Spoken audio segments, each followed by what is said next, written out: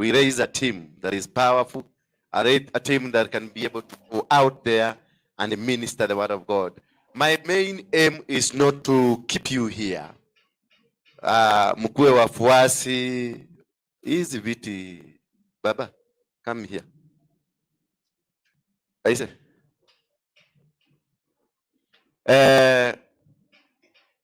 Baba, toka hapo kwa mama, enda huko. Wewe toka hapo. Pastor, my main aim is not to keep you being my followers. My main aim is to raise a team that can go raise another team.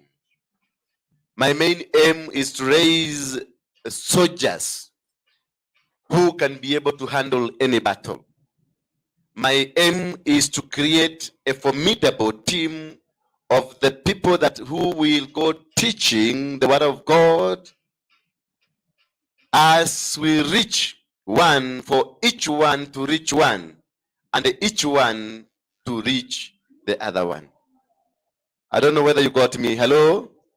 It is teaching one so that each one can reach each one. For each one to reach each one.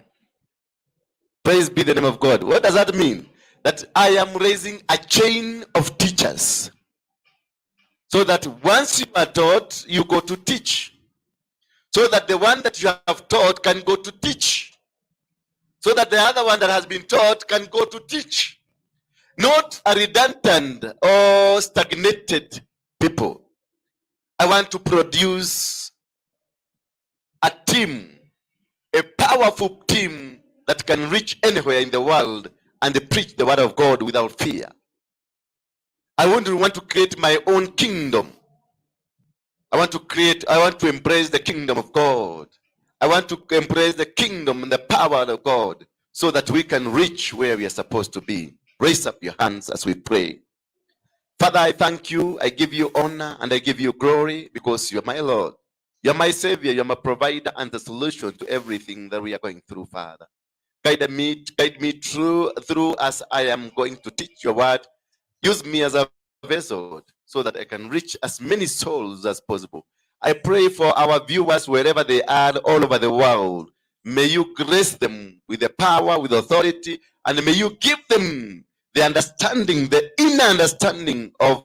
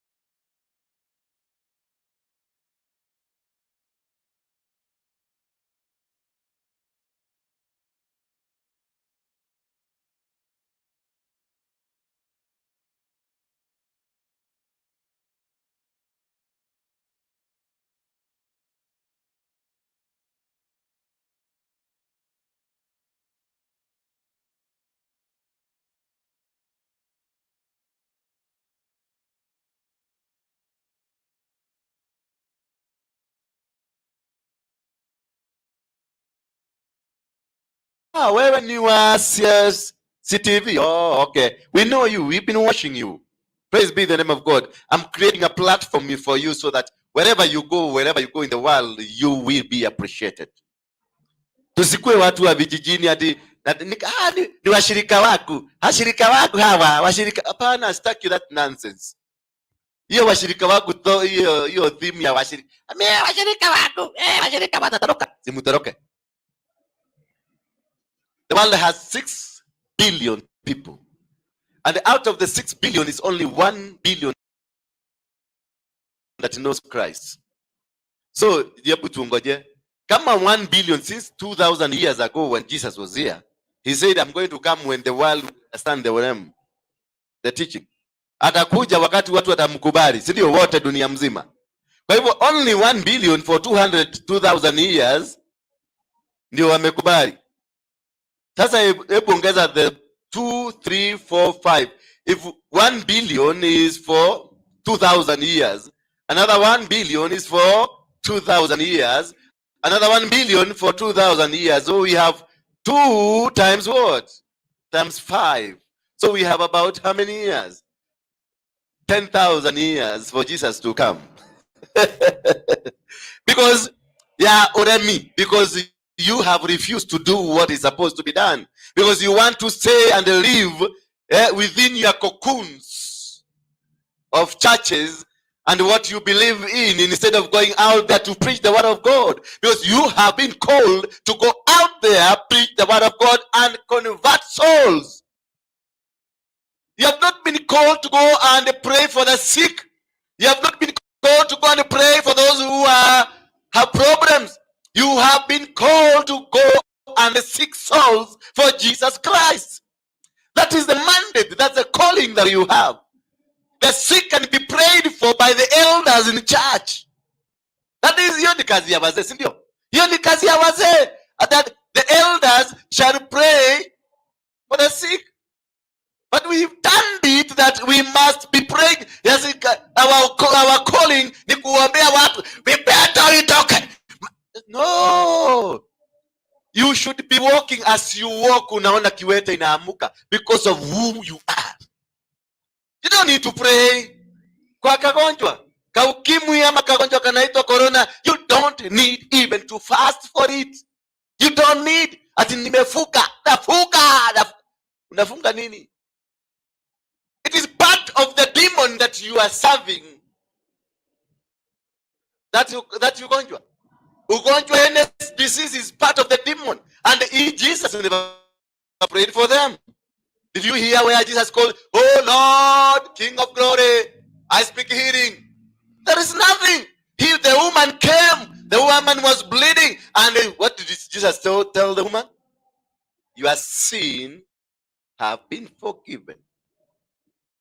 He never said get healed. He never said get healed.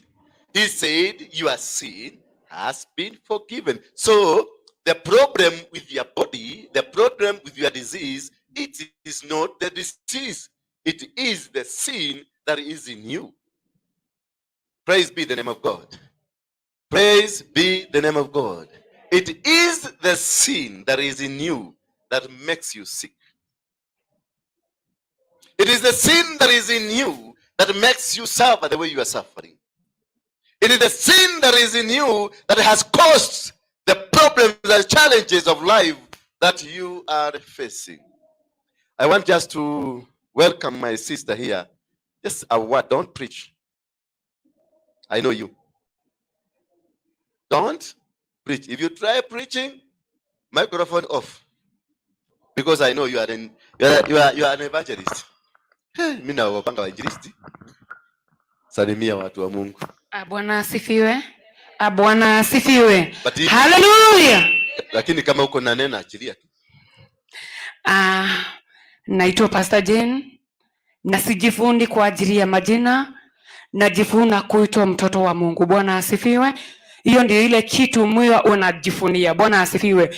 Nimeshukuru Mungu siku ya leo kwa kuwa mahala hapa. Haleluya. Kwangu si kawaida. Bwana asifiwe. Tabu corona ianze, sijui kama nishaingia kwa kanisa. Bwana asifiwe. Hii ndio Sunday yangu ya kwanza, ndipo sana nashukuru Mungu na sichukui ni kama jambo la kawaida. Bwana asifiwe.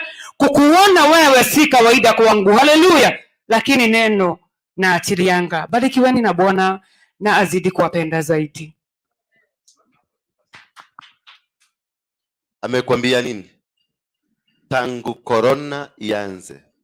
Yes. Leo ndio amerudi kanisa. Ameitwa, what is your name? Pastor Jane. Pastor Jane. Toa Jane.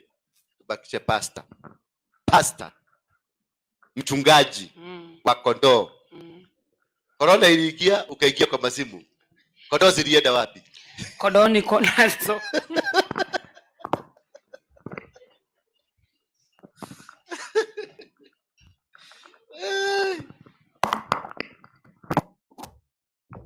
Bwana Yesu asifiwe sana.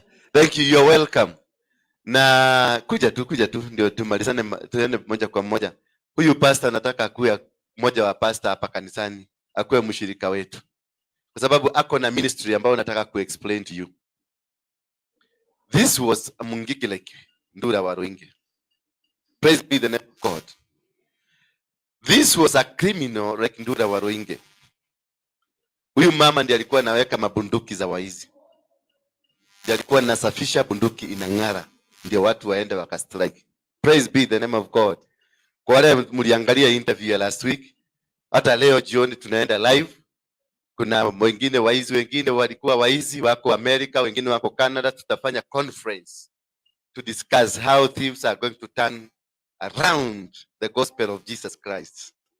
Kama waliiba na wakafaulu kuiba na jina na kuhubiri na uibi na iko imeandikwa. Praise be the name of God. I want to invite you, welcome you to this church. I know we are birds of the same feather. We can preach the word of God. Mpaka wakati Mungu atakusaidia uende. Usikae hapa tujifungilie hapa tuseme leta tuwekile wa CFE leudile ni ukoro ground yourself, umea mabawa, ukanyage kubwa kubwa. Bwana Yesu asifiwe sana. Bwana Yesu asifiwe sana. That is what we want. You are welcome. Wamama wa kanisa, ningekuwa nimesikia mmepiga makofi, mmeinuka, mmefanya nini? Yes. Karibu sana. Nataka nikulee. Ako na vijana saizi, she's mentoring about how many? 40 thieves, drug addicts, watu wa bangi, wabaya, watu wabaya. Tutakuwa na wao hapa Tuesday, na kama unaweza kununulia hawa watoto kikombe ya maziwa, chai, tutawapikia kachai na mkate, tukule. Tukuna session ya vijana 100 mavutaji wa bangi na waizi. Kama wewe ni mlokole umeokoka sana, usikuje siku hiyo, kwa sababu siku hiyo tutakuwa tukidili na watu wabaya. Praise be the name of God, ambao Yesu alitumwa kuja kuwatafuta. Bwana Yesu asifiwe sana. Thank you my sister, you are welcome. So we are getting into that ministry ya kusaidia hawa watu, kuwatoa huko, kwa sababu that is my calling. I was like them. I did it. So why should I leave them behind? And if they can hear her na wakubali kumfuata, I will empower her so that afikia wengi zaidi. Praise be the name of God. Because the reason I was not called to be mean. I was called and given something so that I can spread that something. Praise be the name of God. Babu kuja hapa. Kuna kitu nataka uambie hii kanisa. Kuja. Lazima ukule kiapo leo. Sio kuja hapa unaachilia unaenda. Unakuja unaachilia unasema umeitwa. Don't ever again kubali hata mimi nikakutoe kwenye ibada. Usiwahi kubali kutolewa kwenye ibada na mtu hata nani. Hata kama ni mimi. Kama uko kwa ibada, ukae kwa ibada, ikimalizika sasa enda. Haujafanya makosa. Lakini nataka kitu kimoja. Uambie hii kanisa, do you want to serve with us or you want to serve somewhere else?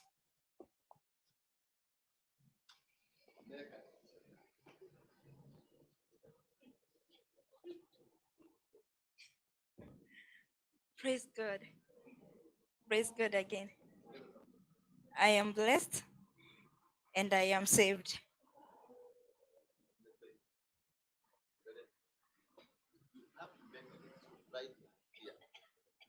You're my daughter, and you know I love you. Yes, and you know the calling.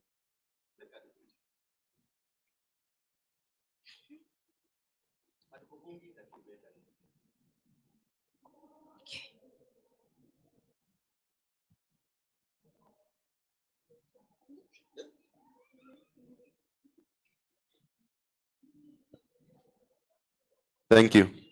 Listen, my boy. You belong to this altar. Let me make it for you. You belong to this altar. So wherever you are, prepare to pack and come back home. Sawa? So by the Sunday, come and declare it. Enda ukae chini. Sitakubali tena. I cannot. Hauendi huko tena. Hiyo nimekataa. Kama mzazi wa kiroho na mzazi wa nini? I want to serve with you because I want to leave my legacy to some of you guys. There is no need nikuwe hapa ninazunguka. Uko hapo, you have the word of God. God has called you. You are my blood. Whatever you speak is what I speak. Praise be the name of God. And for you to be blessed is serving me. Your blessing si kama za hawa wengine. Your blessing is directly connected with me. I have something that I have to release to you for your ministry and for even your life to grow. Hawa wanaweza kuenda, lakini wewe tutaishi na wewe. Hata ukiolewa bado utakuwa ukisema daddy. Hawa no madhima kwa tigana ke pastor ke. Tigana ake ni atohendagia. Wewe no ukore de murevi de mutaro haria uge my dad. Oh yeah, my dad. But this one anasema achana yeye acha kufe. Praise be the name of God. Don't allow that spirit that is pulling you. Don't allow it. You've grown now. Ilijaribu kukuua wakati ulikuwa unazaliwa. They tried to kill you. They tried to abort you. They tried everything, but you refused and they said, "Enone begoyagai." I want you to be somewhere up there than me, far than me. That is my prayer.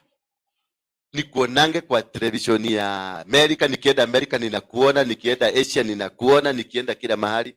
Let me tell you, the toughest soldiers go through the toughest battles. If you find your battle ni ile ya ati nilikosa kikombe ya maji, ati niliingia kwa choo nikakuta wamechukua tissue. Kama hii battle zako ni hizo nataka kusikia nyumba imefungwa, unaniambia mambo nyumba ilifungwa, Bwana amenifukuza, nini nimefanyika?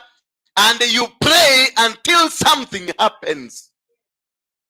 Those are what we call the toughest soldiers. And God is moving around looking for those tough soldiers that have gone through. Na kama umepita hiyo that line ya kuwa the tough, umepitia kwa moto, umepitia, umechomwa, umedharauliwa, umepigwa, nikwambie, waikodo urakinya hau arisi. You don't belong. We are looking for those tough soldiers ambao wamepitia. Those are the people God is looking for now. Because the challenge ahead us is not just simple. Ni ile ya Joshua, nimekupatia Jericho. Nimefanya nini? Nimekupatia Jericho. But ask you a question, umepatiwa, nimekupatia hiyo, hebu leta hiyo kitabu. Nimekupatia hii kitabu. Lakini nirudi nikwambie, be strong and be courageous. 6 times in verse 1 mpaka verse 12. 6 times. That is a repetition. Be strong and be courageous. Na nimekupatia. Have you ever asked yourself why it has been repeated 6 times? Be strong and what? So why? Why did he give you? Amekupatia Jericho. He is the God. Ndio mwenye Jericho, ndio mwenye kila kitu, ndio mwenye wewe. Lakini amekuwekea condition. Be strong and be courageous. Amekupatia territory yenye is occupied. Joshua was never given a free or an open territory. He was given a territory that was occupied. So wherever you are going, the journey you are starting from today, it is a journey to occupy a territory that has been occupied. A territory that has a king. A territory that has a kingdom. A territory that has got soldiers. A territory that has got every manner of things in life. That is where you are heading to. So be prepared. Be strong and courageous, because you will be wounded. You will be blocked. You will be fought. They will plan to destroy you. Hebu imagine ukuja kwangu sasa uniambie kwa hiyo nyumba yangu toka. Mungu amenipatia hiyo nyumba yangu. Before hiyo Mungu wako afanye kazi, nitakuwa nimekufanyia kazi. Atajionyeshana kwa field. Huyo Mungu wako atajionyeshana kwa field. Si ati ukuja amesema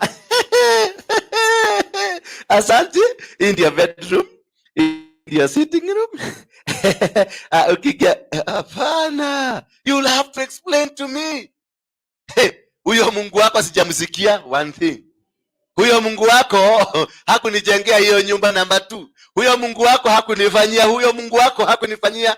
Then you start the battle because you know it is God who commanded you, I must come out. Na si come out and come out. Hapana, ni battle. In chapter number 8 of Joshua, he was given Ai. Hakupatiwa nchi. Ai is a country. He was not given Ai. He was given the king of Ai. Aneirwo muthamaki, ndaneirwo bururi, aneirwo muthamaki. Erirwo ni Uhuru ndakunengera, thio murute hau. Ndakunengera uthamaki ucio. He was not given the country, but given the kingdom. The king himself. Sasa panga, sasa uingie state house, sasa panga. Panga saizi.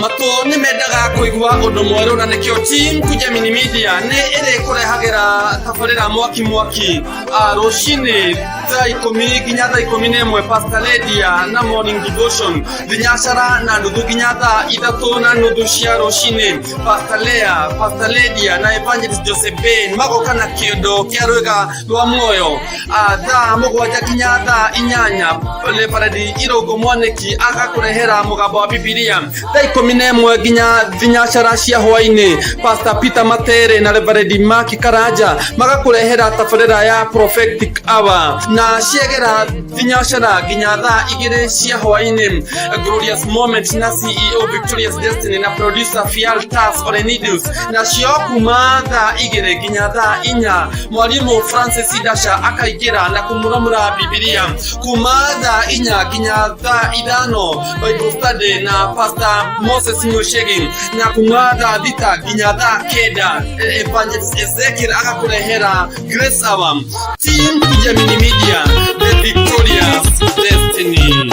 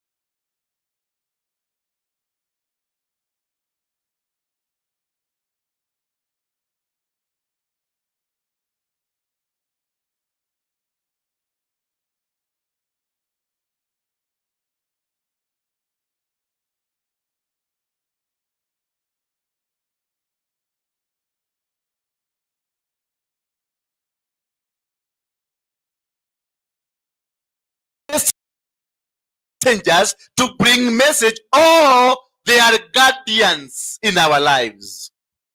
They will speak to you when you are about to get into a problem. They will speak to you when you are sick. They will speak to you when you are undergoing through an issue. You will speak through when they want to guide you or want to take you to another level, because they carry the message from God. And that's why in the Bible, all the books from Genesis to Revelation, you see they say, thus says the Lord. Praise be the name of God. But there is one archangel who speaks as if it is God, because he got the authority, the express authority from God. He speaks, it's like it's God that is speaking. That this angel that visited Hagar, then he finds Hagar in a bush. He asks Hagar, unafanya, Hagar, what are you doing here? Then Hagar said, no, I was chased away from by my servant, my boss, because of A, B, B, C, D, D. And then the angel tells her, go back and repent. And then the angel says, I will bless you with a nation. I will bless you with what? So that is an angel with some superior authority, because he didn't say that thus says the Lord. But if you look at other angels somewhere else, they say, God said, God will bless you. The Lord will give you. But this angel said, I will bless you. I will bless you with a child that is going to be. So that is an authoritative angel. Today, I don't want to go deeper to the authorities of angels, but I want to look at how angels operate in our lives and how many types of angels we have. We have two classes of angels, or three rather. They have three rather types of angels. And one type of the angel, they are called the archangels.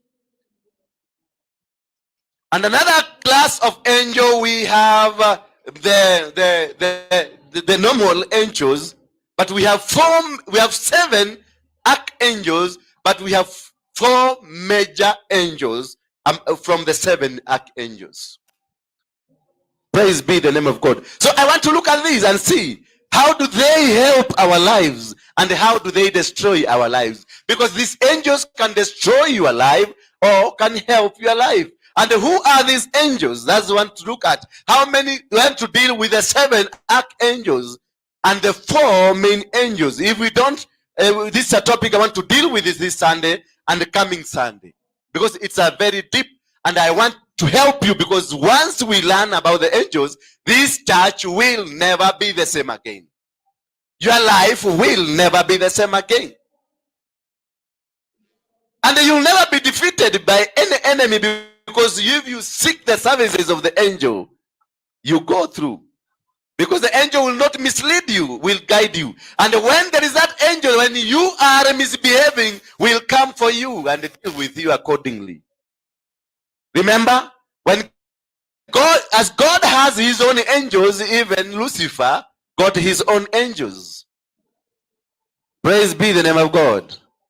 Praise be the name of God. So I want to start by knowing what are the angels, and from there we go deeper to the types of angels and their colors, and how can you be able to know which type of angel is operating and their colors.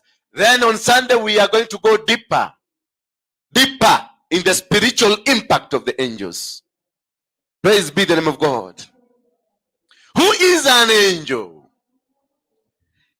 The Bible says an angel is a supernatural being who is an intermediary between you and God. It's a supernatural being that is in the intermediary of you and God. So he is a bit superior than you. The angel is a bit superior because he links you with God. He connects you with God. Yes, we have those people who may have misused the intellectual part of the angels by doing funny things. But in that sense, the angels guided every person from Adam and Eve to the book of Revelation.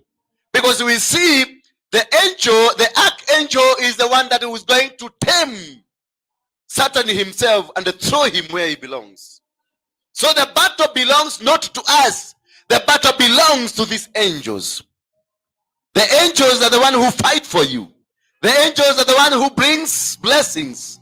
The angels are the ones who bring messages. Because if you look at the Mary, the mother of Jesus, the angel of the Lord came and told her that you are going to give birth. Praise be the name of God. Why is this line not in order? Don't you understand that? And if I may look at it, the message of God was given or is given by the angels to mankind. And because they are supernatural beings, what is their roles in our life? One role is to protect us. They give protection. I'm going to elaborate it further. They also give guidance in your lives. And lastly but not least, they serve God, or they serve God in relationship to mankind. They serve mankind in relationship to God. So they are in between there to link or to serve man as they serve God, or to serve God as they serve mankind. Praise be the name of God.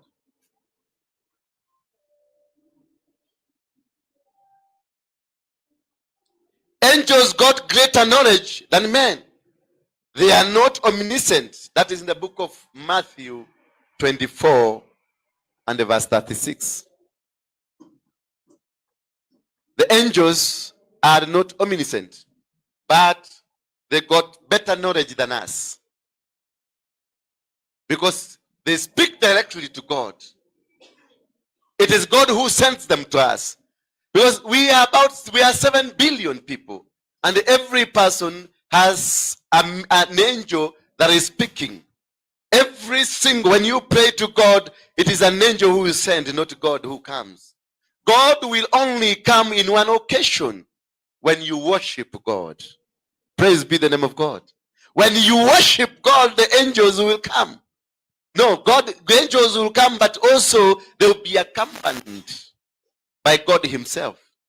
Because God loves worship. If you worship God with truth and the spirit, he himself comes. He does not send angels. He comes him personally. And why will he come personally? Because he is a jealous God who will not share his glory. When you are glorifying God, when you are lifting God, he will not share that glory with the angels. He will come personally. And if God happens to come personally in your life, then that is a total transmission, total change in your life. When God decides to wake up from his seat because of Anita, when God decides to wake up from his seat because of Alice, then it's like when Uhuru is passing or the president is passing by and he buys just bebe naitwaje? A maize what? Maize cop or maize what? Is it a maize cop? Corn. A maize corn. Bebe yako shinaile wanachoma kwa mutaro huko kwa corn. Then he stops his motorcade. Like when sometimes there at Sokomjinga, as we go to Nakuru, Moi decided to stop and he bought one debe of viazi. And that was the change of that woman whom he bought from. She became rich until today. She's a billionaire. So if the boss of the angels decides to come, to wake up from his seat and come to hear.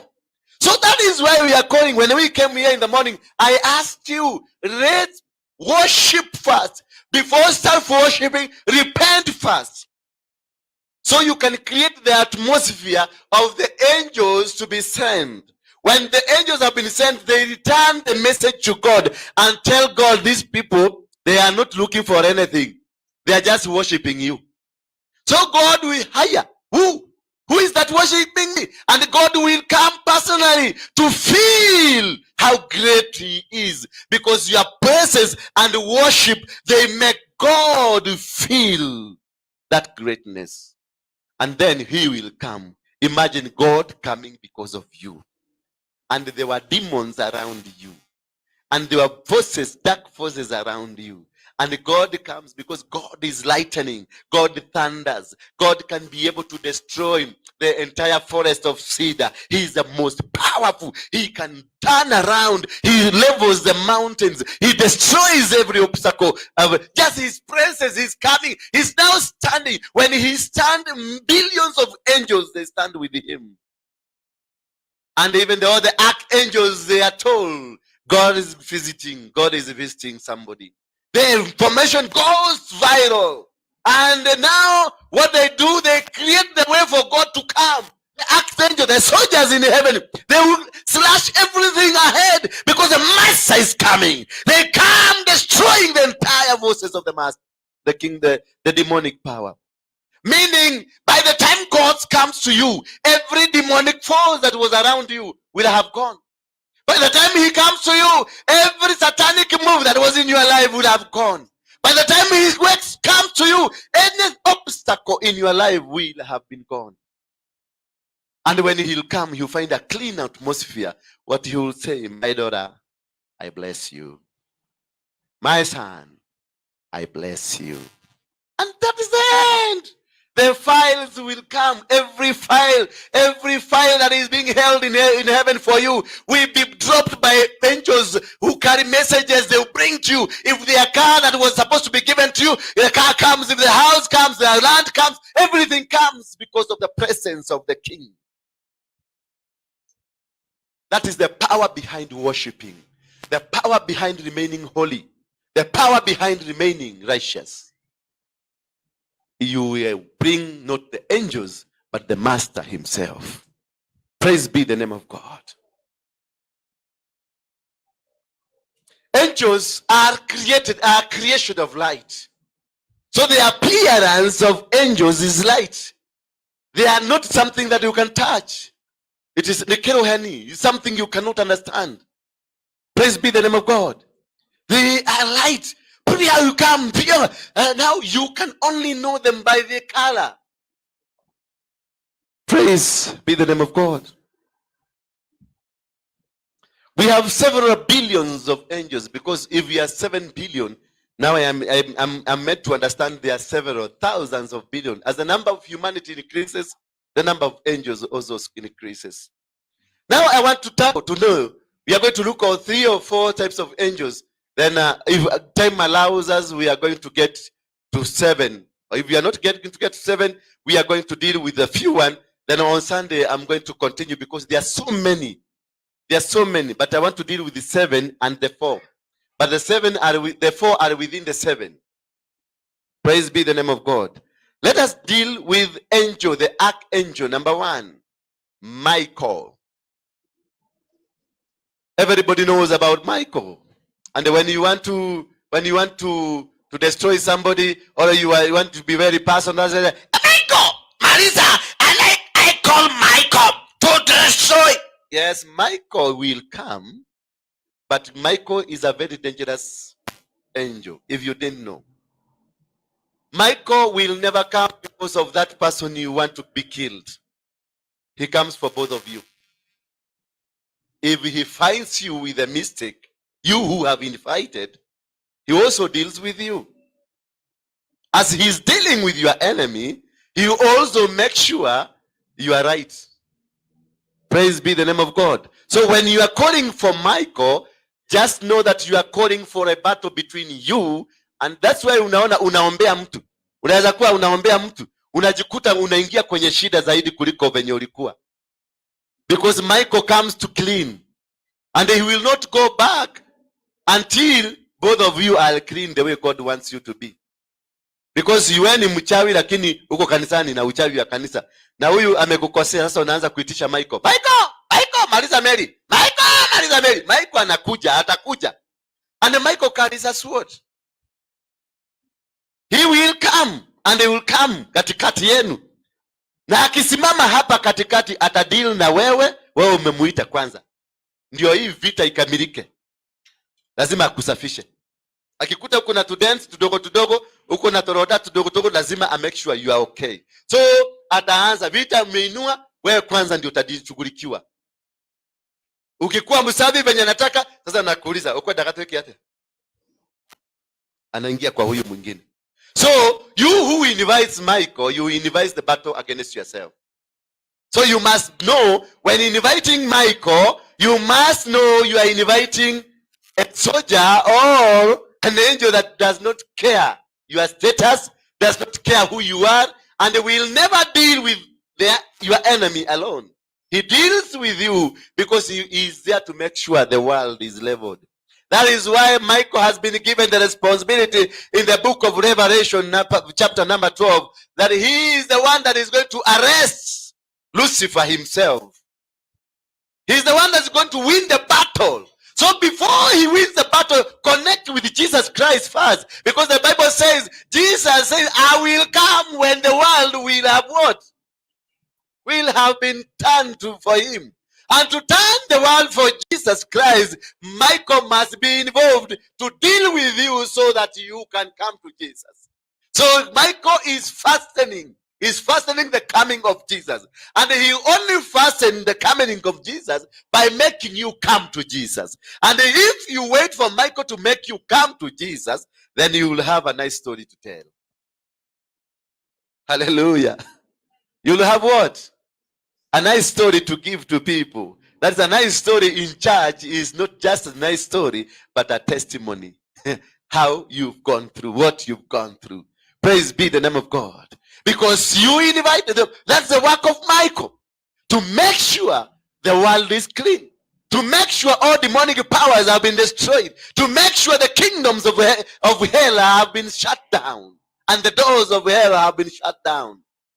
So this is one angel that you should not just go inviting. His color is blue, not red. His color is blue. It's not red. I know for you, mnavaanga wakati mnaomba Michael, mnavaanga nguo nyekundu ndio muitishe nguvu za Michael zikuje. Michael is not red. Michael is blue. And if you go to a sanctuary where you see blues, that is prominent, that church is a battle church, destroying the principalities, destroying the forces of darkness.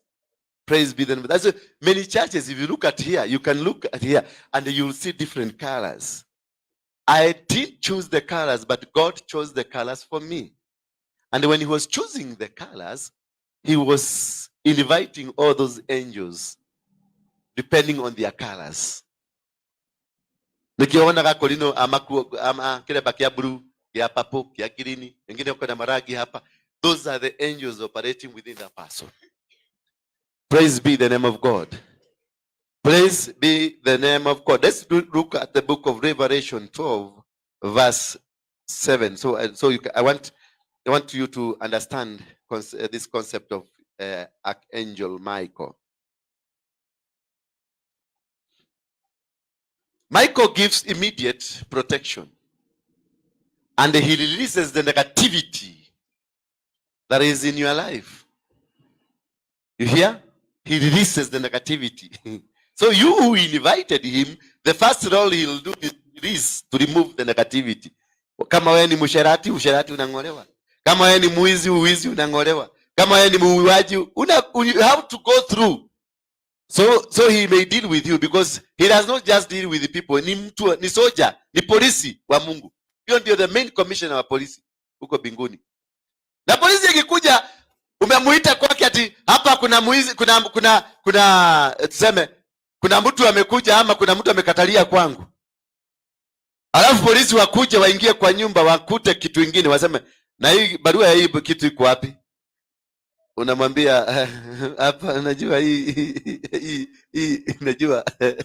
Anakuambia nataka barua ya hii. Ule amewekwa pingu. Yule ambaye uliitana kwa sababu yake amewekwa pingu, lakini wameona kitu ya wizi kwa nyumba yako. Huyo polisi atakushika, atakuweka pingu hizo zimewekwa yule mwingine. The same pingu utawekwa, zile zimewekwa yule mwingine, na mtaenda the same police station together. Utaenda kudili na yako ya wizi, alafu upitishwe kwa counter, uende uandike statement ya huyu alikuwa nakutesa.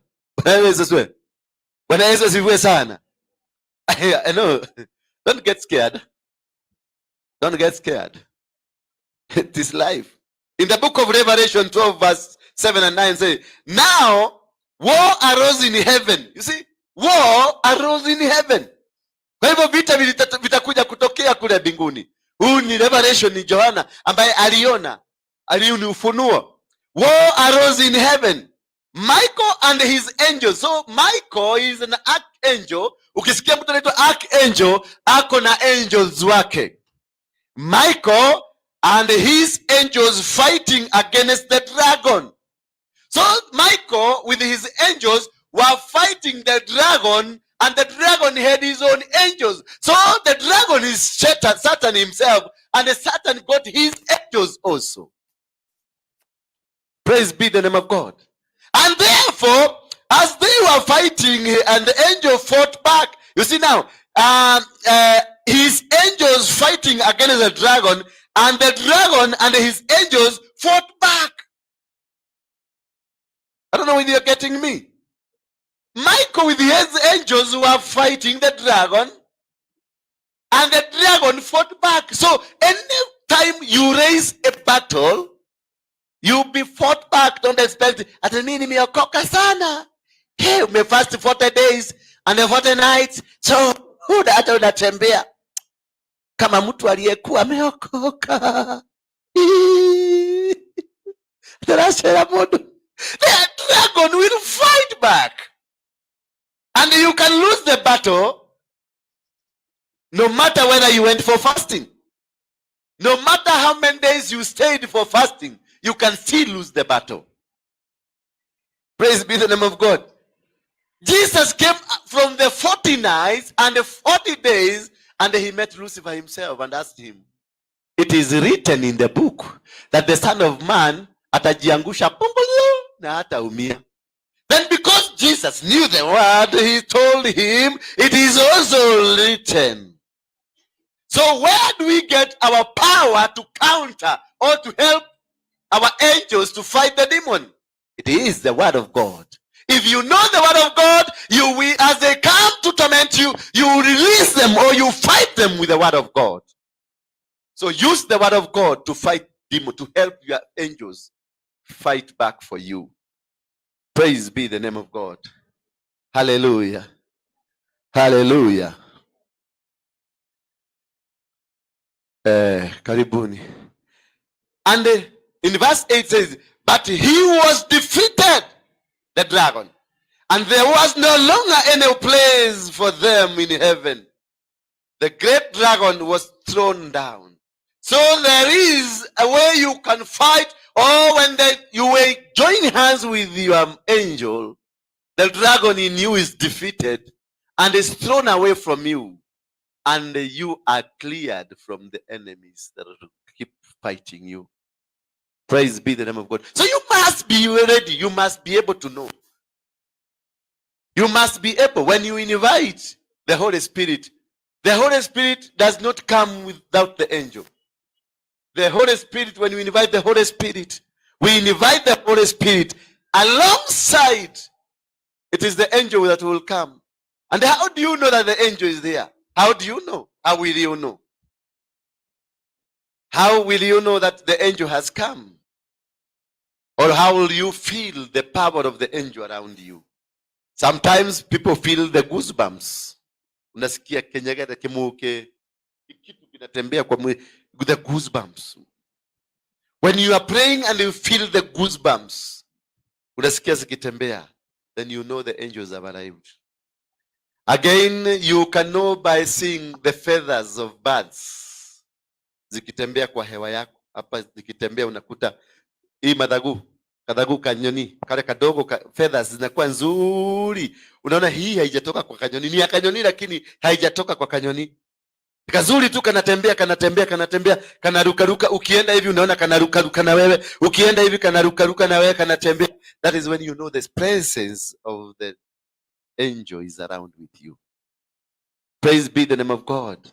And again, kuna kakitu kanakuwa kama hiyo, kama dhagu hiyo, lakini it comes from a plant. Kanyamuka dio karoga kana niko tuoneta goko. Karoga sijui kama nitakapata, lakini nilikuwa nimekaona. Kanatembeanga tu, kana manini mingi nika white, kana mavitu nyingi hivi. Kanatembeanga na tunatembeanga tukiwa tutatu. Praise be the name of God. They are three. Ukikapata kamoja uangalie kwa nyumba yako vizuri, utapata twingine tuwili. And mostly tunatembeanga tukiwa pamoja, tunangangana tu, tunatembea, tunanyogodana pole pole, tunadhogodana hivi pole pole. I'm sorry. That is, you know. Again, others feel some heat. Kiurugari, yani kijoto kinakutembea. Ukiomba unasikia kuna kijoto fulani kimetembea. Unasikia mwili umeshikwa na joto fulani. That is moment you know that there is an angel in your life. Ametembea, ameshuka. Na huo ndio wakati wa ku release ile kitu unataka. Because amekuja na ako na five. Hiyo uko kiopea. Hiyo that thing. The other angel, as you are praying, ukifunga, kama naombea huyu, nitaanza kuona manyoka, nione machura, nione manini, katika kuomba. When I'm praying, I see something. I see.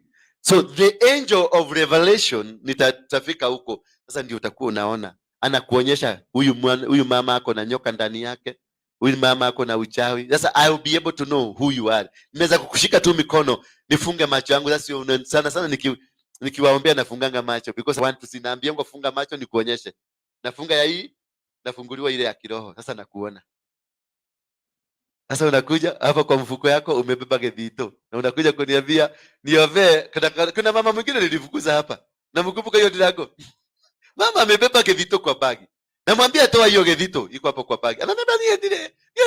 Tena hoya lele. Mudhurio yole. Mudhurio aranyika tareke. Tashotetea maitho makuma kirohoi. Umenya aranyika tareke. Hoya ehere ku onenda gukua ni akwe. Muhoyere akwe. Nilimwambia toka, mimi si mchawi, toka hapa kwenda kabisa. Amekatalia na gedhito kwa bagi yake. lakini nataka niombe mtu mwingine akufe. Mimi nikaona nikiomba yeye ndiye atakufa, yeye ndiye atakufa. Kuna vitu vingine nakujanga kuomba ati nikuombea hapa. Kuna mama mwingine alikuwa ameleta mama mwingine hapa ati niombe bwana yake atoke. Mimi nilisikiliza nikamuuliza heke domokole hete ke gadadaka. Hiyo kwanza nikaeka hiyo nikajua hii sadaka. Hii ni pesa yangu ya mfuko. Hata sikuiekelea, sikuambia sadaka zote uangalie, nasemanga ziwekwe hapa. Lakini ukaona nimeweka pesa yako kwa mfuko, hiyo ni pesa ya kukula madasi hapa nje. Hiyo hata siwekangi kwa akaunti ya kanisa. Siwezi. Siwezi. Hiyo ni yangu. Siwe ni munafiki. Ukita kulehewa na huko. Na nikakuomba naomba opposite. Niliomba opposite. Sasa hiyo familia iko hivi. Huyo mwenye alikuja kuleta huyu ati watachane ndio aende anyakue mzee wake na huko nyuma.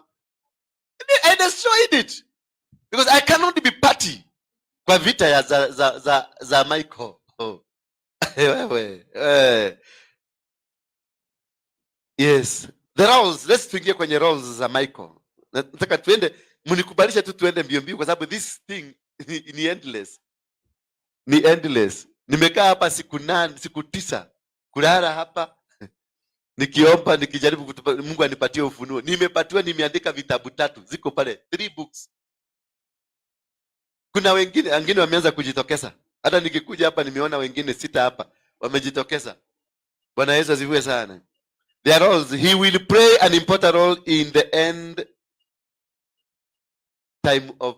time, wakati wa kurudi kwa Yesu. He is the one that will play the major role wakati wa kurudi kwa Yesu. Yeye ndiye atamwashika shetani. Yeye ndiye atashika shetani na amrudishe kule kuzimu. Kwa hivyo ukisema ninakuua, nimemaliza, nimekuua shetani, ninakuua, ninakufunga, ninakumaliza. Ai wewe. Shetani amalizangu hivyo. Shetani ni kuwekwa, atawekwa kule na Michael mwenyewe. He will lead a multitude of angels in triumphant war over Satan. Yeye ndiye ataongoza mabilioni ya malaika katika ushindi wa kummaliza shetani. So it is Michael who will bring this dragon down. It is Michael who will destroy the kingdom of Satan. It is Michael who will set you free. Praise be the name of God. I know mmechanganyikiwa, lakini endeleeni tu kuchanganyikiwa. Michael commands the God's army.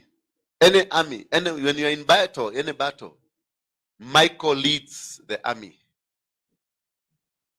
of God in tackling and fighting battles.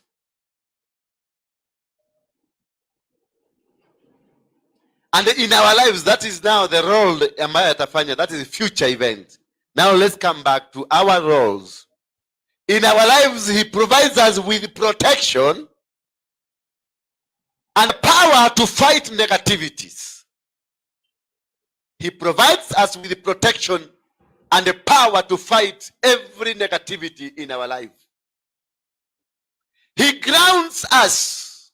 Hapo ndio moto sasa. He grounds us. For you to be that product that God wants to use, he grounds you. And I want you to imagine him grounding you. And that's why so many people are crying and calling and saying, ati shetani ameingilia kwangu. Shetani amenipiga. Niye kama anyalilete. Kama ajekete. Oh yeah. Kama oila. Ask first. Go and seek whether it is Michael grounding you to produce you in the way God wants you to be. Because we are grounded. We are removed everything in us. Removed everything. Hizi nguo zote na kila kitu na ushetani yako na mambo yako yote inangolewa, yote inawachwa, unawachwa uchi, ndio unavishwa nguo za kibinguni, ndio unavishwa nyumba ya kibinguni, ndio unavishwa ufalme wa binguni. So you have to be grounded, and in many occasions that is where we misinterpret. Because you always see the devil, but you don't see your calling. Because you need to go back into the Bible and see whether you have been called. And if you have been called, or you have been called, because you on earth, when you are on earth, you are called. You are called. Hakuna mtu hajaitwa. Meaning, Archangel Michael will deal with you to make you the product that God wants you to be. Ushaishughulikiwa? Yeah. Ukasema ni shaitani. Sometimes you ask yourself, because the toughest soldiers, they go through toughest battles. So God will allow battles in your life to produce that soldier he wants. Lakini wanang'ang'ana na nini? Pastor, niape. Kwangu ni kubaya, Pastor. Ninakana ya kama madio na kaonake. Kana ya kama madio na kanani. Pastor, na wati na kendo kile ni ulanyona. Ndio na kendo wako. Ni ulanyona, sio sio kwa nini nyiti. Hadi ndio ajira ndio ikanyomba. Unaona ngoma. Ni hamurari na ngoma murahitania. Mlikuwa na shetani wapi ndio kamkosea? Ndio akuvamie. Praise be the name of God. Urahikira mathina macio mokanirira niki? Hiyo shida imekuja pamoja kwa nini? Hii ukiona saa hii kasibu umeandikiwa ka message hapa. Haja come out. Ukikaa kidogo unasikia Lord message. Leo kesho nafuga juba. Ukikaa kidogo kanoni ulikuwa umechukua, kesho tunakuja kuchota vitu zako. Ukikaa kidogo kakitu ulifanya unasikia ka message kanakuja. Hapo hakuna shetani. Hapo hakuna shetani. Ni umang'aa, ni wewe. Wewe ndio shetani. You are the demon. Bwana Yesu asifiwe sana. Wewe ndio shetani. Na wewe lazima ukamuliwe. Ohinyo ume mashicha mothe maume. Wanaumia mieo. Utira makania. Bwana Yesu asifiwe sana. So before you start attacking or before you start condemning or doing anything, first of all, search yourself. Look at yourself. Are you the demon? Or the demon have attacked you? Praise be the name of God. Are you, because there are people, he is a walking demon. Tumesema angels are not what? What? Omnipresent. Meaning even the demonic angels are not what? They are not omnipresent. You cannot see them.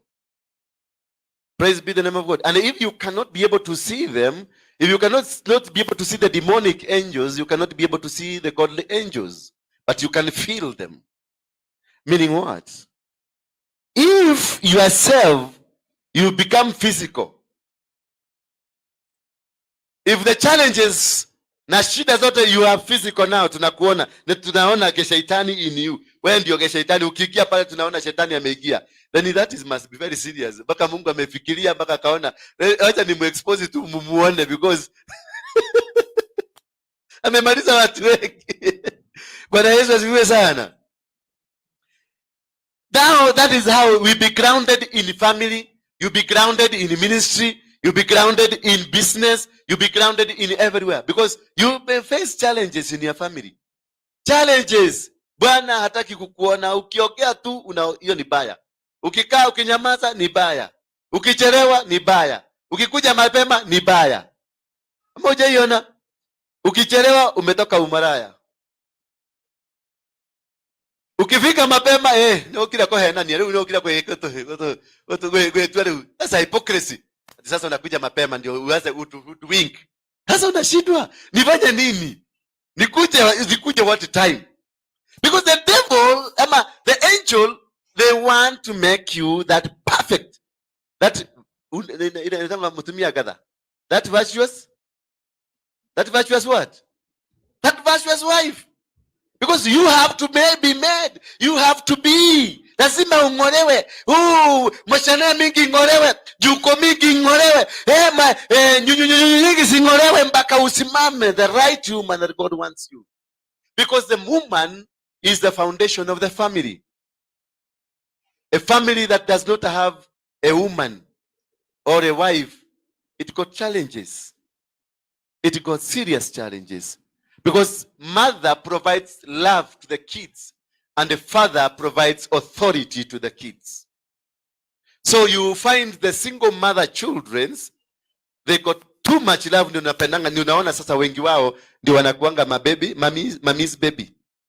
Praise be the name of God. Their mommy's babies.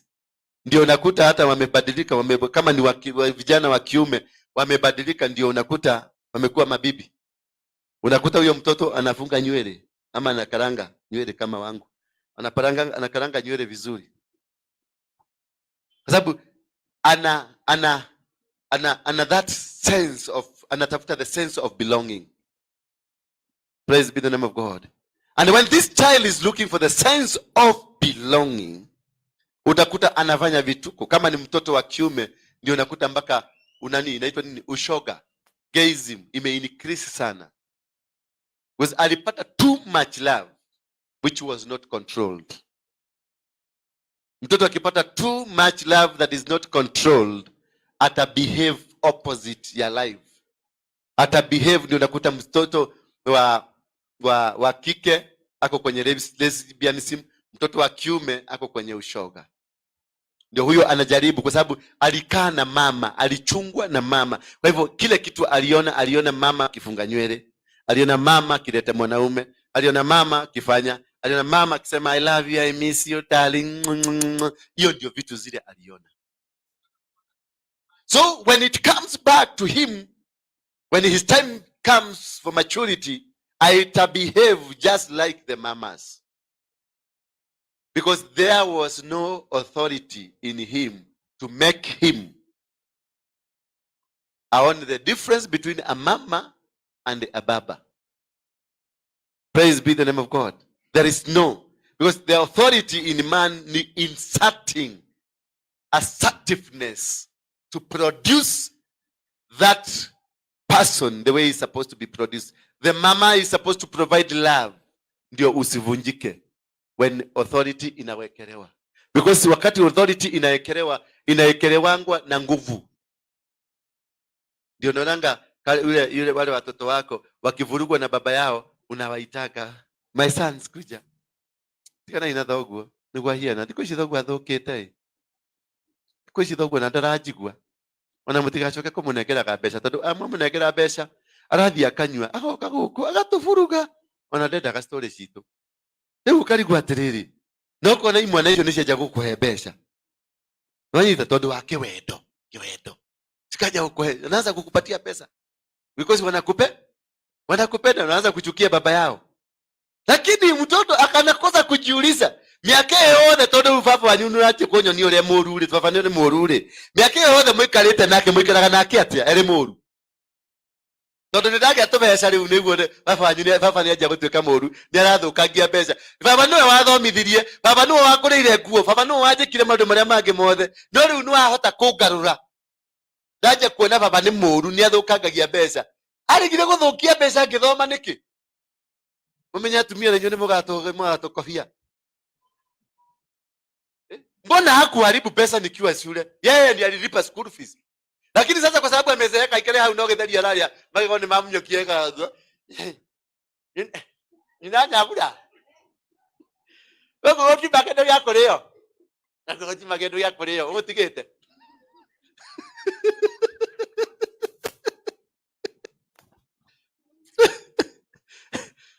Ukago shokia atia. We, Magi. Natorera thagwo gethari giki arie. Uthoguo ri matari makaburu. Ugethari no akihakire matauge. Akameri.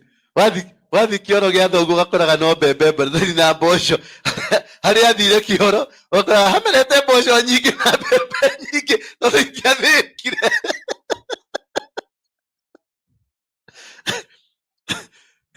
No kora thoguo. Riu no nake thoguo ri. Tondu thoguo ena tubeca tunini na akamakaria ri. anaenda kwa huyo mama mwenye amekufisha bwana, huko atakula mayai.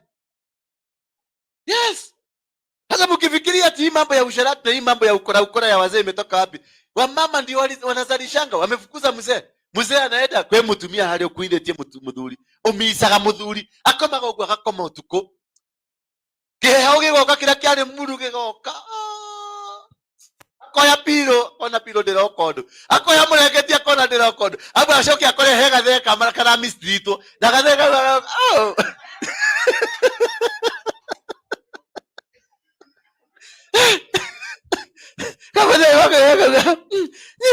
Nyajoki oyo mutaro nä å kwenda thikå å yå nä å rä nå nda å yå må taro å yå å rä nå nda å gä thiä kå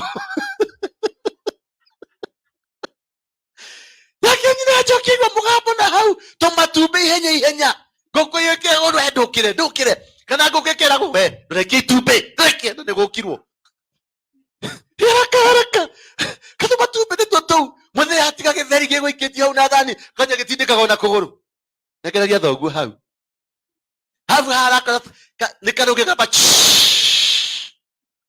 matumbä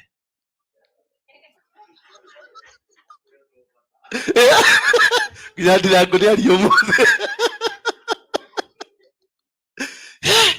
tanjä ra rä u gathee kau nä gagakä gariå kaga å tukå gå koma kana gagathondeka thabarä tarä ho nä karathiä kuona kå rä a ndå gaka rä kå rä a kwa må thuri gwä to Kinyanjui na kå u nä gå kuä two må ndå nau tondå nä arachakwa må no nä kuo ndä renda gå thiä gakä menya å horo wa mathiko nä gå kuä two må ndå no ndarauga nä må ndå må themba å rä kå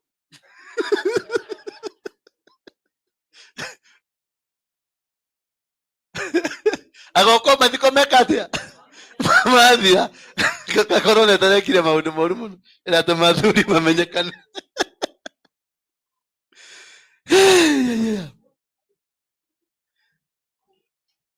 Number 4. Michael helps. Michael is a helper. That is the book of Daniel, Daniel 10, verse number 13. Let's go through it. The prince of the kingdom of Persia withstood me 21 days, but Michael, one of the chief princes, came to help me. The prince alimkalia for 21 days. But Michael, that's the book of Daniel 10, verse number 13. But the angel Michael came and rescued me. Came and helped me. That's Daniel was saying this. It is the, ukisoma stories nyingi za Daniel faced challenges. Wakati alirushwa ndani ya nini? Shimu ya nani? Ya simba. Nani alikuja? It is angel Michael. Wakati Meshach and Abednego were thrown into the den of fire, there was another fourth man who came. That other fourth man was Michael, who came to rescue. He's a rescuer. He's a helper. He's a defender. He's a fighter. He will rise. Wakati watu walisema utuue, ufanye nini, we don't care. Whether you kill us, we don't care. Whether you destroy us, you don't care. We know our God. Michael comes straight forward. When Michael hears whatever you are defending is God. Yeah?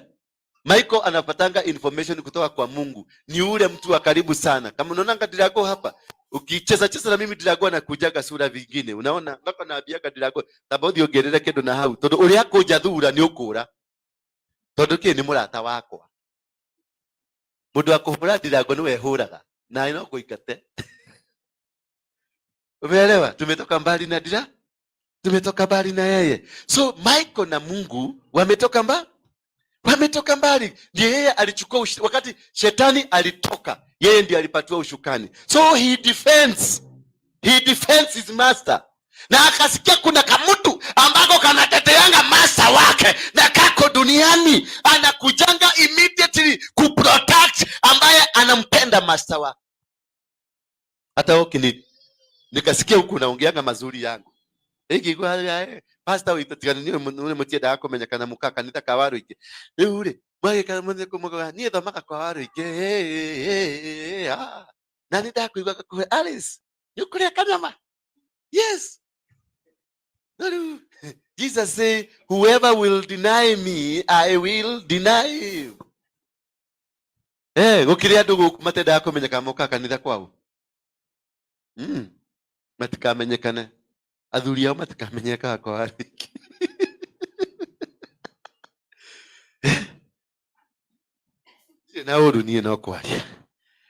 Now let us look, because I want to go to that angel. That's why I said it is along. Naona tutadili tu na wawili tu.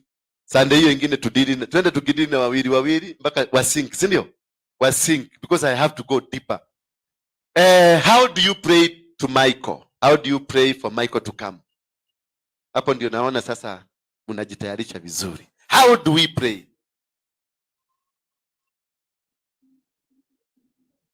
First of all, before you go, it is the normal way how we pray, but before you go, like today, wakati nilikuwa hapa, nilikuta wamama hapa, nikamwambia upige magoti hapa chini. First of all, repent on your behalf. Repent on behalf of the church. Repent on behalf of your pastor. Repent on behalf of your children, your mother, your father, your grandfather, your shosho. All of them, repent first. Nikamwambia repent on behalf of this church. Iko hapa juu. Because this can hinder progress ambayo tuko nayo hapa. It can hinder. Hatuko related, but vituko zao na mambo yao itatuzuia, na it is not directly related to us, lakini itaharibu, itachafua atmosphere.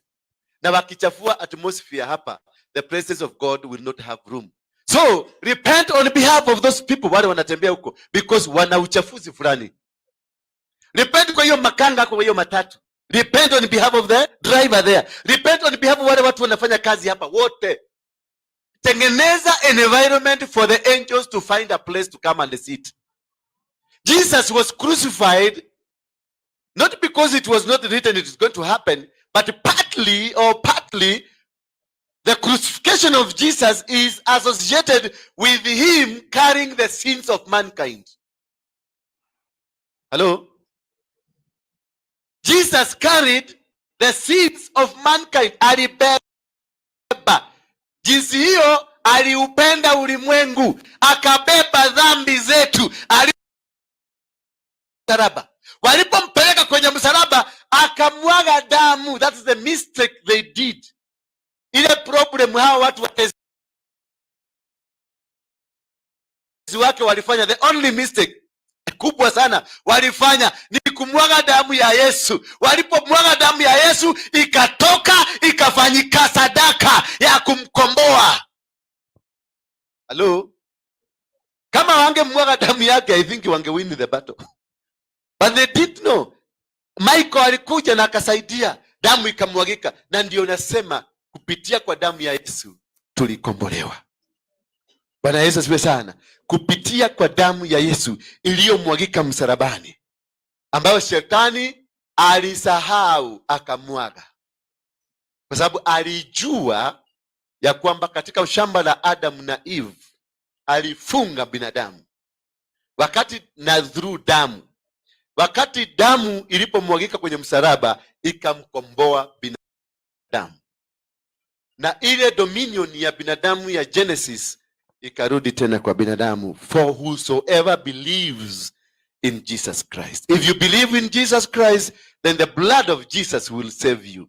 And you just not believe, because I'm believing, even naongea, since believing also, I believe you walk by the blood of Jesus. Because you must walk the price of the blood. Because this blood was not just given to us for nothing. It has to bear a price. And the price is walking righteously, is walking faithfully, is walking and living by the word, by truth and what? And by what? By the Spirit. Praise be the name of God. Now you pray. After you've repented, that's one thing. Tumemaliza. After you've repented,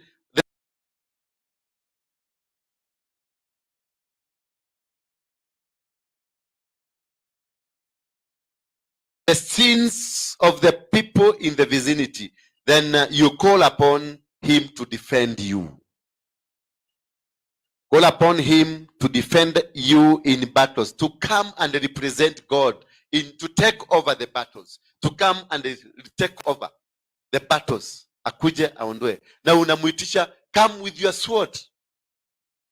Achilia upanga. Na sasa ujue anaachilia upanga ambao unakata kuwili. So when you invite for the sword, remember also what is in your heart. Tumetugo toria wekaga. Nulato lirikana. The example, I'm not saying you. Lirikana tumetugo. Ile tutabia unafanya huko uchawi wako wa kiroho, unini vituko vile unafanyanga huko. Ukiitisha upanga, ujue upanga umenolewa both sides. Kwa hivyo utakata na kukata kuwili ni wewe na yeye. Kukipatikana njia yako kuna branches zimemea, zitakatwa. Kwa sababu uchafu ni branches zimemea kutoka kwa miili yetu. Kwa hivyo huo upanga, huyo anakuja hataki kujua ni nani. Kwa sababu you invited the presence, akakuja, umempatia platform, amekuja amesimama. Alipokuja amesimama, yule ambaye unamuaccuse na yeye anasimamishwa hapa, because you have to, the accuser wako lazima akuje hapa. So akikuja apata branch pande hii na pande hii, amepatiwa instruction niende ukate hizo branch, nimesikia ziko hapo. Akikuja akate kama wale watu wa Kenya Power. Wakikuja apata laini ya Kenya Power, kuna miti imemea, wanaombaki ruhusa, wanakata. Sasa huyu ametumwa, amekuja amepata branch za huyu, zako zimekaa hivyo, na za huyu ambayo mnamuaccuse naye zimekaa hivyo. Sasa anakatanga hizi na anakata hizi. Kwa hivyo ukimuinvite ujue na muinvite na style gani? Kwa sababu yako pia, yake ikikatwa hata yako itakatwa. Then ask for his protection against the wickedness and the snares of the devil. Ask for him to protect. Ask his presence to come and protect you against the wickedness and the snares of the devil.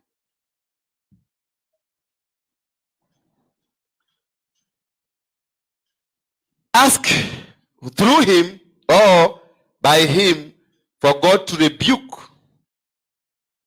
whoever that is against you, or against your church, or against your ministry, against your business, against whatever. Ask now. Invite the presence of Michael to help you fight or journey through the presence of any demonic force. By the power of God, ask him. By the power of God, now you're asking him, by the power of God, cast into hell Satan and all evil spirits who prowl about the world seeking the ruins of souls. Because the souls are taken away from God by the devil. So you ask through the power of God, with the mankind or the souls are redeemed from the presence of the demonic powers. Higher, glorious, another prayer, glorious sword given to Michael, the archangel by the eternal Father. Fight all the spirits of ruin through that fire, you panga, the sword. Fight all spirits of ruin in our families, in our minds, in our hearts, and in our ministries. Sasa hapo ndio nawaona. When you are asking for that glorious, is called in the Bible, it is called the glorious sword. The glorious sword. It is a glorious sword because it carries the lightning. It is the lightning. Ni upanga ambao unatoka mbinguni kwa Mungu, ambao ni mpanga ulio msafi, ulio mtakatifu, na unaposhuka unakata chochote ambacho ni kiovu. Na it doesn't care, haijalishi kama ni wewe ndio uliitana ama ni nani aliitana, as long as you are in the wrong. Place this victorious, because that sword is victorious.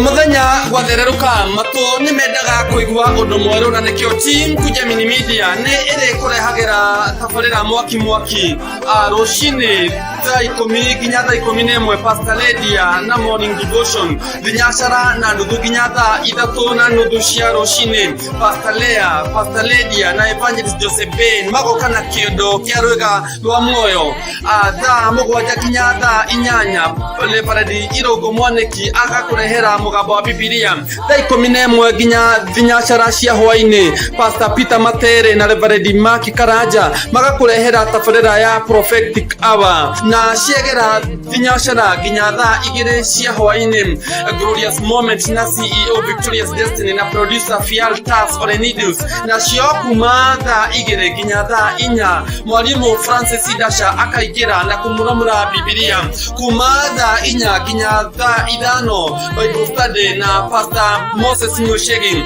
na kuma thaa 6 nginya thaa 9 Evangelist Ezekiel agakũrehera Grace Hour. Team Kujamini Media, the victorious destiny. So that we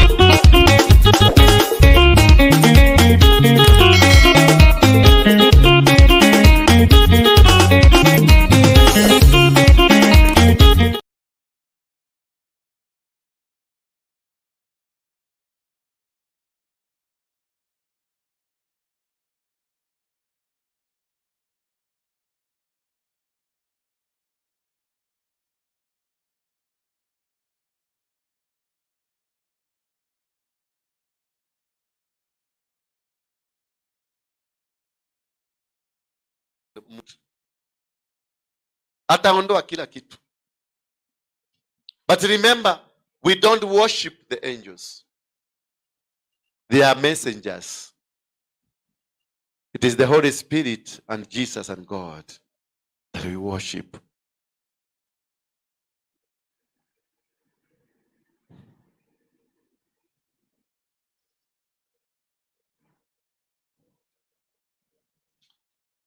I think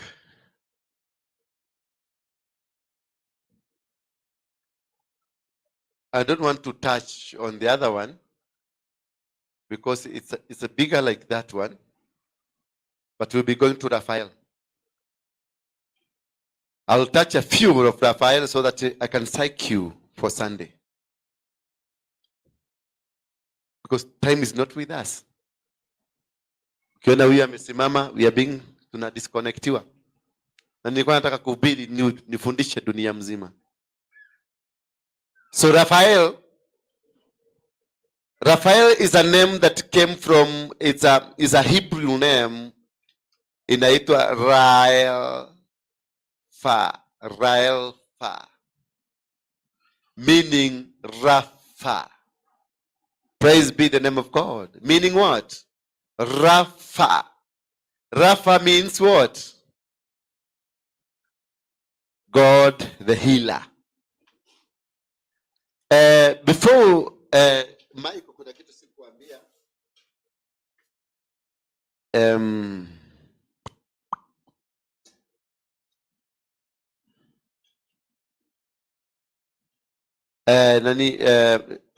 Michael is known as chief angel, and Raphael is God has healed. The meaning of Raphael is God has healed.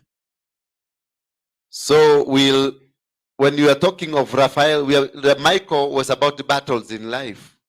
We'll get into Raphael, who represent now the healing of your life.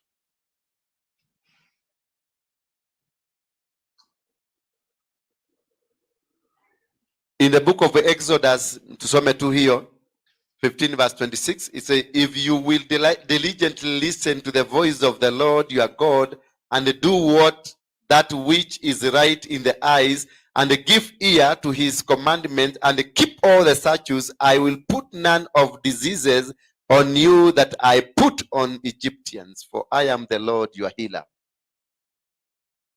Raphael comes now with holiness, cleanliness, because diseases that we are going through are as a result of our filthy life. All the diseases we have And that is where Raphael now comes in. And if you look at so many places, the color of Raphael is green. Ukienda kwa madaktari wale wanafanya surgery, wale wanachinja watu, they wear green color because they invite Raphael to come and do the healing. Praise be the name of God.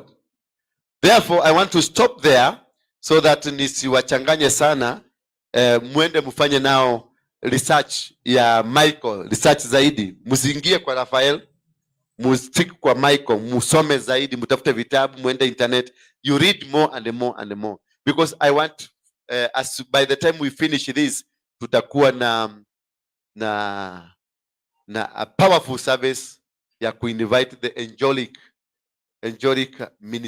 ministration hapa. Kila mtu sasa niachilie kila mtu malaika wangu. Kama uko na malaika watatu ambao the minister in you, if you have that anointing ya healing, we release Raphael. If you got anointing ya kwenda battle, that is evangelism, we release Michael all through. Praise be the name of God. Tusimame kwa miguu yetu. Kanjoro, give me a nice worship. Tusimame kwa miguu yetu. Naona umuthe mwahorera wega. Gotire mutabarikiwa muthe.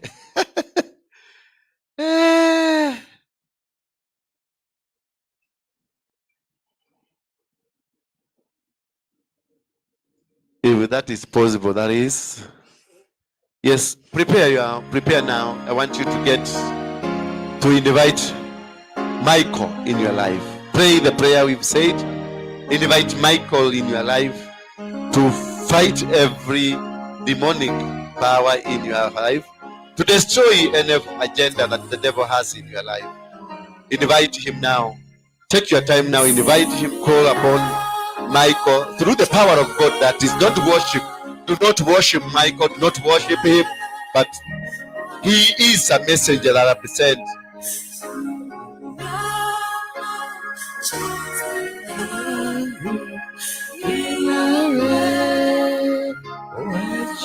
Wajua siyama chozi haya ni wewe, wajua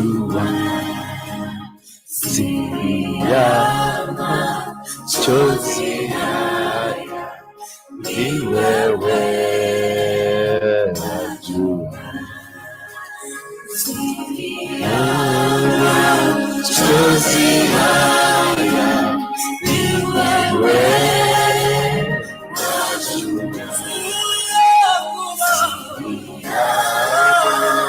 chozi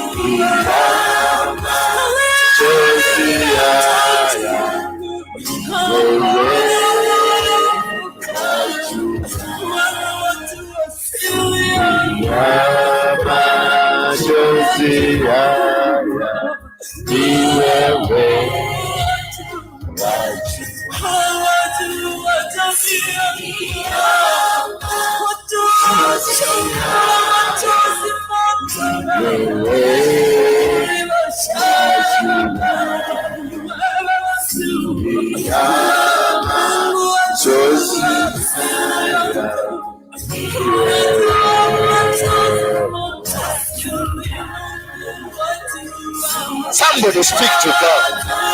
Invite this power. Invite this authority. Invite him to fight for your life. Invite to rise against your enemies. Invite him to rise against the principalities.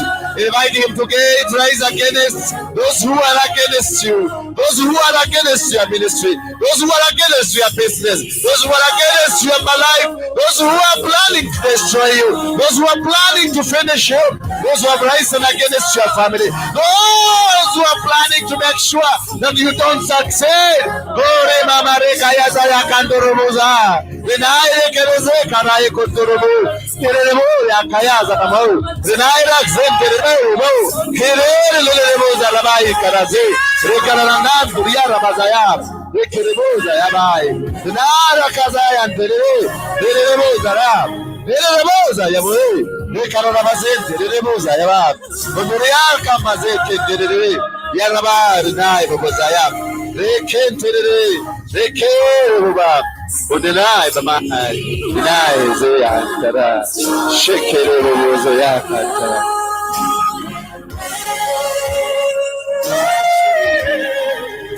Yes, Lord.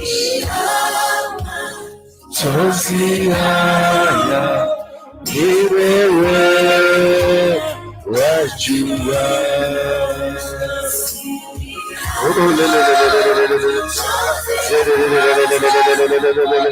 Rise up your hands because I can see. Naona Michael ameshuka. Naona Michael. Naona Bwana ameshuka mahali hapa. Naona Bwana wingu, naona nguvu za Bwana zimeshuka. I can feel the presence of God. Yes. Yes. Yes. Yes. Yes. Rise. Yes. May the power of God. May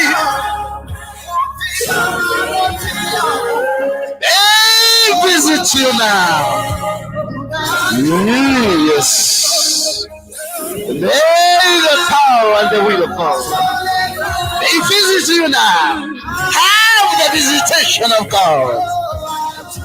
Wale ambao wamekuinukia, watu ambao wamekaa katika vikao, wanafunga katika vikao, wanajiita wachungaji kwenye vikao, eti watakumaliza.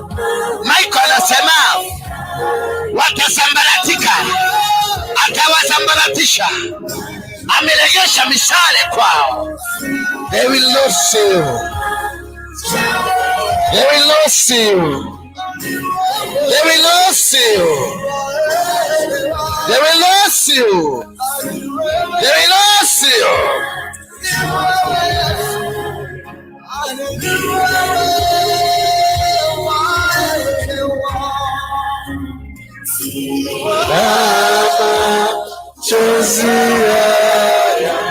Hawatakuona hata kama ni waganga, iwe ni mizimu, hawatakuona.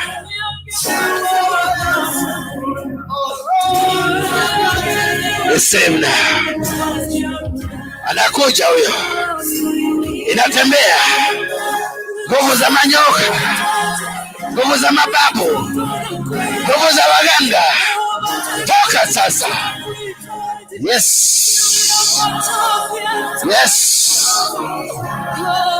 You are second over your battles. The angel Michael has taken over your battles. You have gone through issues, but they are no more. The issues are no more. The issues are no more now. The issues are no more.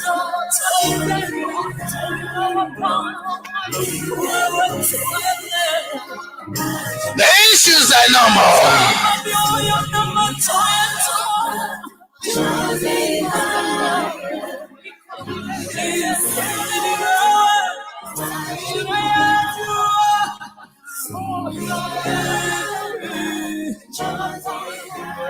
The issues are no more now.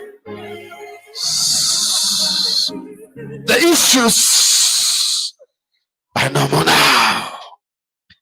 You will never face them. They will never see you. They are defeated. In the mighty name of Jesus, they will never see you. Hao malaika wa kishetani waliovamia kazi yako na familia yako, Bwana ananiambia ametuma malaika wa vita dhidi yao.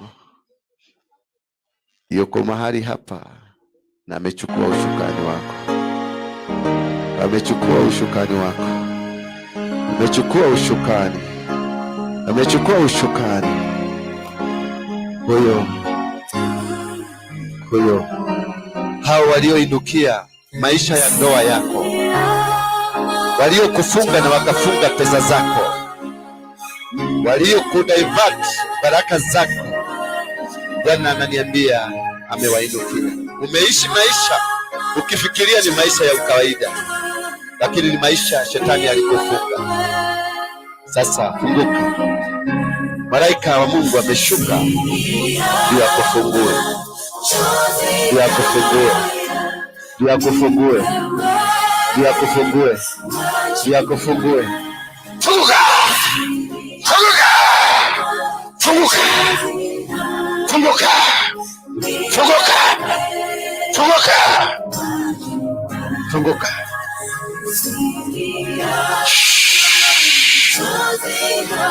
Raise up. Yes.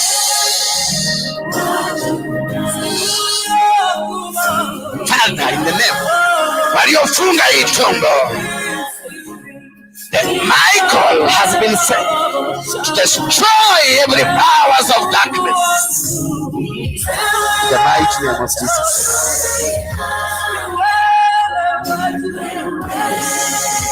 All enemies, wawe ni mababa, wawe ni manyanya na mashosho, wameanza kushughulikiwa sasa. Wawe ni watu wa Freemasons, wameanza kushughulikiwa sasa. There is fire coming.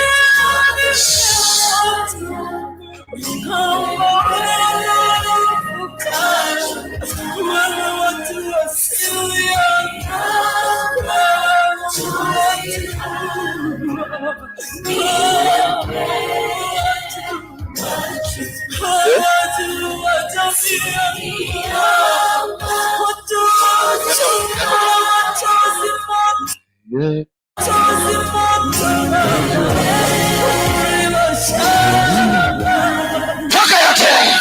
Come out! Come out! Come out! Come out! Come out! Come out! You demons! You demons! Come out! Come out! Toka katika jina la Yesu! Spirit of demon! Come out! Come out! Come out! Come out! Go ahead! Go ahead! Come out! Come out in the mighty name of Jesus! In the mighty name of Jesus! In the mighty name of Jesus! In the mighty name of Jesus! In the mighty name of Jesus! Yes!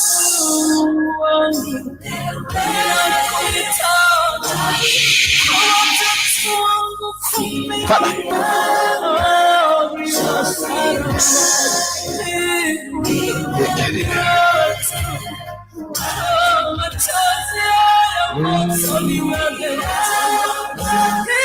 Chozi yangu ni wewe, wajua sio yama.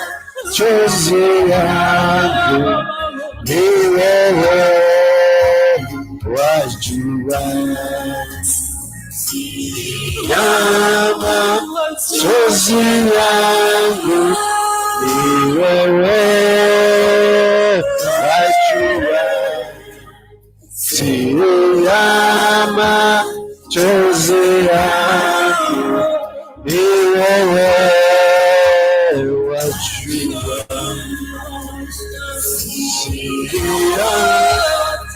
sio yangu ni wewe.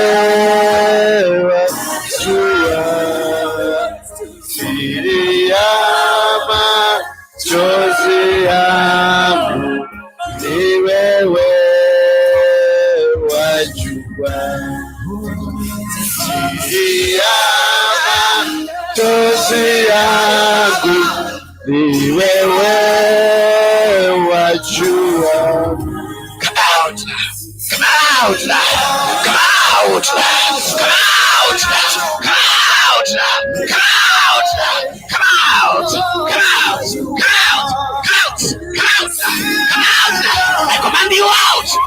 command you out. I command you out. I command you out. I command you out. I command you out.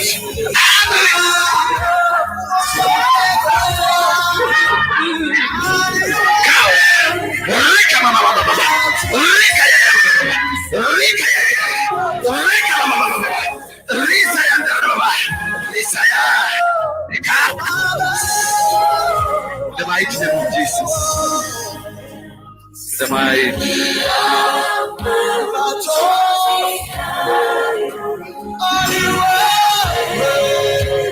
Watch you.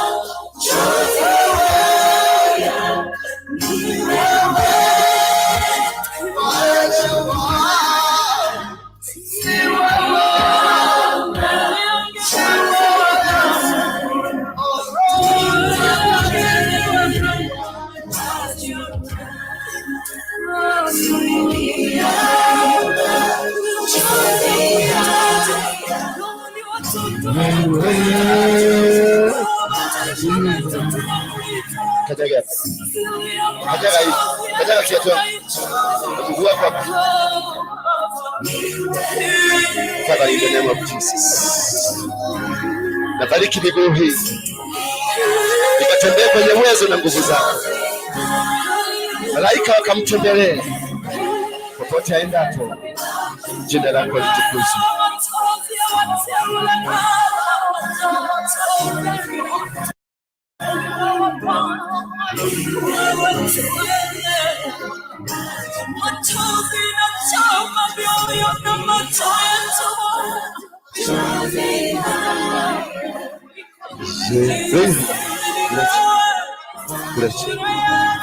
Yes. Chozi haya ni wewe wajua. Yes. Mulete hapa juu. Let's continue with the city. Prolong it. Your brother, you can help there. Yes. Oh, you can help there. Yes. I declare every obstacle, every power and every authority that has tormented your life, that stole things from you, that stole your gifts, that stole your powers, from today,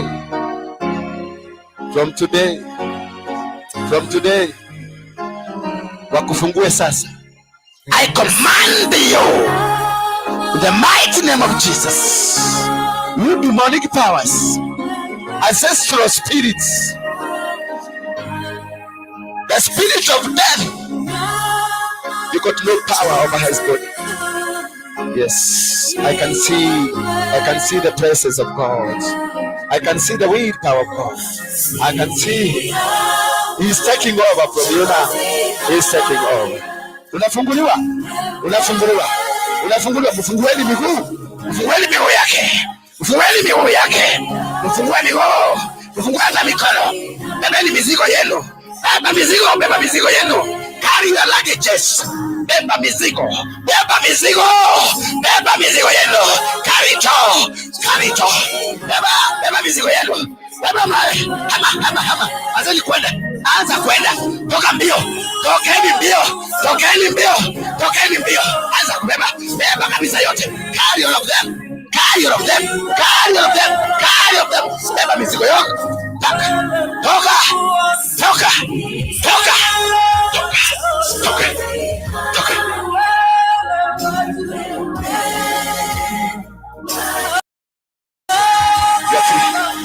You're free. Jesus. Yes. Oh, you machozi haya wewe wajua, siri ya machozi haya ni wewe wajua. Shikeni sadaka zenu tukazishike.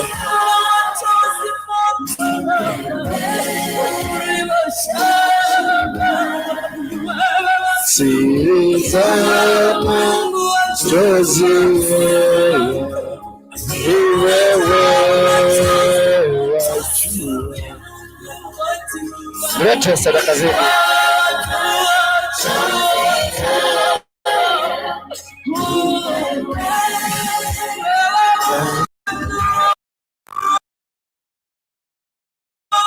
Siri ya machozi ni wewe, ni wewe wajua. Siri ya ni wewe siri ya machozi haya ni wewe siri ya machozi haya ni wewe wajua. Or even listening to this broadcast, may God anoint you powerfully. May God give you that courage, favor, and anything that you've been looking for, let it come in the mighty name of Jesus Christ. Any favor, any opening, anything, any sort of a blessing that you've been searching for. Right now, as I'm speaking, there is an angel that is being sent to come and minister to you, and coming to minister to you, and they'll make you that, give you that which you've been looking for. Down there on your screen, there is our M-Pesa number. Send anything that you want, any sacrifice, any gift, whatever you want to send to us. And there's another line there, and a Safaricom line, that is 0722 239 555, 0722 239 555. That is my number. You can send me a message or any prayer request. I'm ready for you, and I'm ready to stand with you. On Sunday, I'm inviting you for the continuity of the angelic ministry, so that we can be able to learn and know these angels, the angels and their services into our lives. You are a blessed person. Later this afternoon, for those who are in Kenya, later this afternoon, we are having a testimonial service whereby we are going to have people that we are going to have a live broadcast together in here in Kenya, and also all over the world, so that we can hear testimonies from different person. We are having Victoria Destiny will be joining us, and Pastor Jen, and several other people that are going to join us in this evening. 5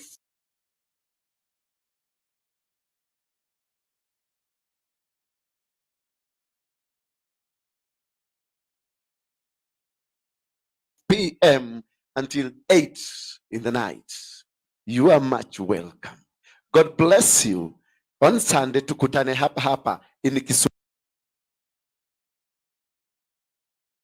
Kiswahili. That is tukutane hapa means in English, let's meet the bad boys. They are my good friends. I'm going to meet with them on Tuesday. We'll be live as we hear them. exchange their views and say what they have been going through. They are also human beings. We need to embrace them. I welcome you for that service on Tuesday.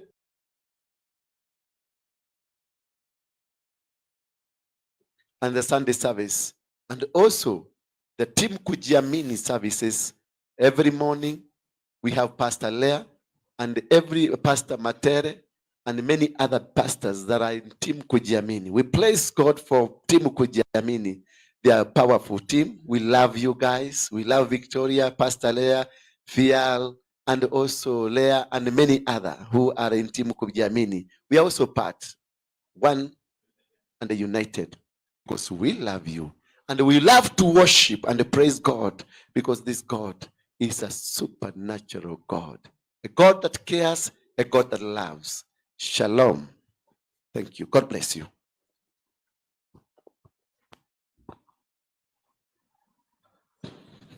Father, I bless